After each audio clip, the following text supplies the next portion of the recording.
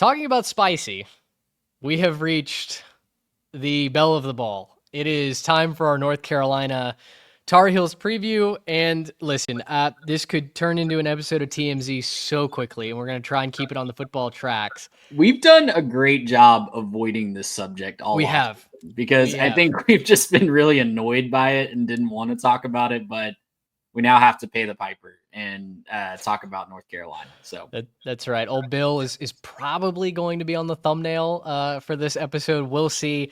But let's try and keep it strictly to football, shall we? Start with the offense. Talk to me about the quarterback situation. It's really interesting given Max Johnson is in his 12th season as a collegiate athlete, allegedly. Keeps getting injured, had a nasty injury at Minnesota last year in the season opener.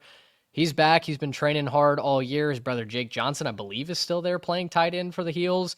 But in the spring, they went and poached Gio Lopez from South Alabama. And boy, I am really liking the direction if he's QB1. I have too. Yeah, I really like Gio Lopez, one of the better under the radar quarterbacks in the whole country last year. Had 25 total touchdowns. He's a dual threat guy. 7 of those were on the ground at South Alabama last year. And that was his first year as a full-time starter. So he got his feet wet and just went right to work with the Jaguar offense there. Around him, I'm a little concerned because they are very young and very green at the skill positions. They got some guys that had some nice recruiting pedigree from other schools, but just hadn't really proven it at other schools at the skill positions. Amari Hampton ended up being the offense last year, especially as they just kind of had a revolving door of quarterbacks with injuries and underperformance last season. They got to replace him. Kobe Pacer is kind of the only returning stalwart from that offense last year at the skill positions, at least. He's really the only senior that they're going to rely on. It's a bunch of transfers. It's a bunch of sophomores and freshmen at the skill positions. And they've got to gel and they've got to mold to a Bill Belichick coaching style, which I'll talk more in a little bit on the defensive side of the ball. But yeah, it's going to be really interesting to see how those guys mold into the system and what the system actually looks like coming from the NFL to college. Jake Johnson, a guy you mentioned, 5-star talent out of high school, hasn't really shown it except in very, very brief flashes at A&M. I think he only started one game last year for North Carolina, if I have my notes right. And I'm wondering if that talent can be tapped into, though, in a more pro-style offense. You think about, I know this is not what it's going to look like, but Freddie Kitchens is the offensive coordinator. He's a guy that was on staff at UNC last year. He was at Bama, I believe, as an analyst. But you think back to some of his offenses in the NFL and more pro-style offenses, they do use that tight end quite a bit. So I'm wondering if having that big, talented tight end could be a step forward, and we could see a bit of a breakout for him. Yeah, I'm going to need somebody like Jake Johnson to emerge because you mentioned Kobe Pacer. Do you know how many foot surgeries Kobe's had in his career? He's had 3. We're just trying to keep the guy healthy and out of a walking boot at this point. Like that's who on paper North Carolina's offense needs to step up. I have no idea who's actually going to tote the rock for them. You mentioned Amari Hampton gone to the LA Chargers. That's 1,600 yards on the ground that they got to replace this season. And I know that, the quarterback position was a nightmare last year and you could just forget throwing the football. Still, that was the heart and soul of this North Carolina team. Lose some offensive linemen as well. Just need to know who are the guys, who's going to be reliable to move this ball forward on offense. I look at what North Carolina back in year one. That's the side of the ball that I'm most nervous about and has me doubting the Tar Heels quite a bit. But as you teased just a minute ago, I think we both feel a lot better about the defense with Steve Belichick coming over to run that from Washington.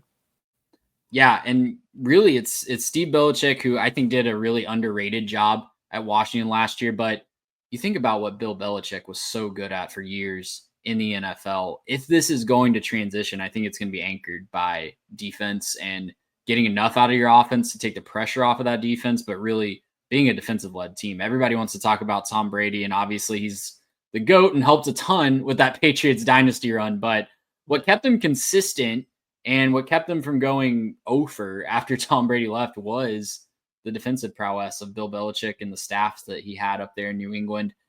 He was really good at taking away the best player from the opposing team and making you win without the best player, scheming towards that. I'm interested to see if he can do that with college players, because obviously there's a much different practice regimen. There's a much different skill level of your average college player that you're going to get versus a guy that's living, eating, sleeping, breathing football in the NFL as a professional. Just from the guys, I think it's hard to really get a full grasp on what this defense is going to look like. They did bring in 18 transfers on the defensive side of the ball. A lot of talented guys, though. I'm really interested in seeing what they can do. Thaddeus Dixon, cornerback from Washington. They also brought in Kamari House from Washington, a linebacker. They're following Belichick over, the younger Belichick over from the Huskies.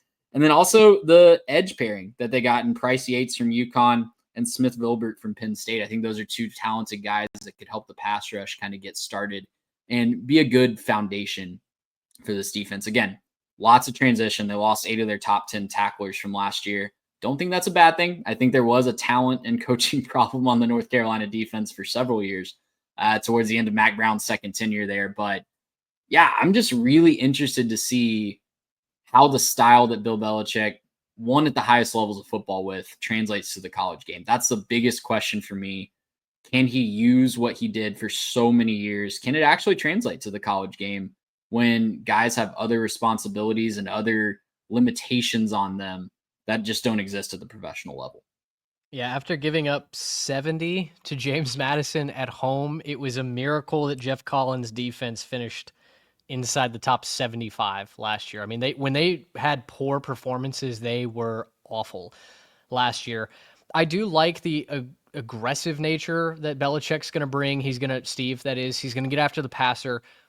2 glaring omissions from the defense post spring ball, though, are Bo Atkinson, edge rusher who went to Ohio State. Amari Campbell goes to Penn State in the linebacking core. That really hurt the front seven and what I thought about North Carolina heading into year one. You mentioned all the transfers, specifically on the defensive side. Lindy's projects up to 8 transfers starting on the defensive side of the ball. So, I mean, it's going to be all scheme and a wing and a prayer to start this season. Could gel immediately, could take a couple of weeks, could take a whole season. We'll see. I just don't know that anybody can accurately give you a projection on North Carolina and what they think they're going to do. Terrible way to set up our look at the schedule. Here's why North Carolina is going yeah, exactly. 9-3. All right. With that being said, anybody that tells you that they know what North Carolina is going to do is a liar. Now here's what North Carolina is going to do. No, I look at their schedule and it's a TCU's an interesting one, right? They're going to play them on the Monday night. It's kind of a weird Labor Day game. That'll be a fascinating game to just kind of get the lay of the land for not only North Carolina as a program, but also see if TCU can repeat some of that success that they found last season. But then at Charlotte, which is kind of a tricky road game, Richmond at UCF, all before they get Clemson. I think they should be 3-1 going or hosting Clemson. That's at home. They get California on the road. Virginia at Syracuse, Stanford, Wake, Duke, NC State. I mean, there's certainly some opportunities to rack up wins. I don't really know what would be success versus disappointing. Again, when you have this much roster turnover and you've got literally, I mean, just a turning back of the clock when it comes to the coaching staff. So I don't really know what to benchmark this season at, but I think 6, 7, maybe if everything goes right, 8 wins might be in play. I joked about 9. I think there is You a did. path to 9, honestly. But no one can tell you. You said it off the top. No one is going to be able to tell you. Anybody that tells you how North Carolina is going to do is either lying to you or selling something this year, as my grandparents used to say. So it's really going to depend on how this scheme transitions and how this coaching style transitions, because I think it could be really successful in an environment in college football. Look, we said we weren't going to talk about Jordan Hudson. I don't even know if we said her name, but we had not. That's the everybody first wants time. We got into the first like time 10, she's been mentioned on this show. We got like 10 minutes into the preview, and I'm sorry I brought it up, but everybody wants to focus on stuff like that. And when it's a weird situation in college football, we love to pick it apart and we love to find the weirdest of the weird. That's a weird situation. I give you that. I concede. I'm not trying to argue that it's not. Good. But That's good. what I think we overlook within the weird is what could be really beneficial and what could really work. This is the guy that's earned the reputation as the greatest NFL coach of all time. He didn't do that by not knowing ball and not knowing how to put people in position to win football games against similar or equal talent. North Carolina is going to have talent that's equal to or similar to pretty much everybody in the ACC that they come up against. Maybe not Clemson, maybe not top tier Miami or Florida State when they're humming and recruiting, but pretty much everybody else, they're going to have equal to or better talent than in the ACC. I think that he can still coach ball. I think that he can put people in position to win. I think there's intangibles about coaching in the NFL that might not have helped in the college game 10 or 15 years ago, but in the post NIL and house settlement world, managing a salary cap, managing how players that feel like they're entitled to certain amounts of money. Bill Belichick was famous for managing that in New England and getting everybody moving in the same direction, regardless of what they felt like they were owed in a contract situation. Traveling across the country when they got to go play at Cal. He's a coach that has gotten teams ready to move across multiple time zones. And honestly, I mentioned this about the defensive prowess of him. What made him so great was taking away the best player, the best offensive player on the other team. How many coaches that he's coaching against in the ACC, if he's able to do that in college football, how many coaches that he's coaching against in the ACC are going to be able to still beat him with one arm tied behind their back because their best player has been schemed out of relevance and they've got to win with their second or third best options on offense? I look up and down the coaching staffs of this ACC, and I don't see a lot of guys that can beat Bill Belichick, especially when they're handicapped with that, if he's able to do it. So all that being said, that's a lot of words to say. We'll see how it transitions. And if he's able to transition some of the concepts and some of the things that made him so great in the NFL, this is going to be a program that pushes for the top of the ACC year in and year out, as long as he's there. I don't know how well it's going to transition. No one really does. But I'm not ready to write this off as just like a Days of Our Lives remake just yet. I think I look at the schedule and I could see a ceiling of 9-ish wins. Could also fail spectacularly and they go 4-8. Yeah. You're saying we'll see. You're saying let's just be patient and observe. I'm hearing you say Gio Lopez is the left-handed Tom Brady, and we're gonna find the next Julian Edelman on this roster. That's what I'm gonna choose to read into it. Yeah, Jake Johnson is Rob Gronkowski. There it is. Gio Lopez is going to be Tom Brady if Tom Brady wasn't a statue, and the whole defense is going to make some of those Patriot defenses of the mid-2010s just look like Wake Forest from last year. Sick. And I've got oceanfront property in Arizona to sell you. So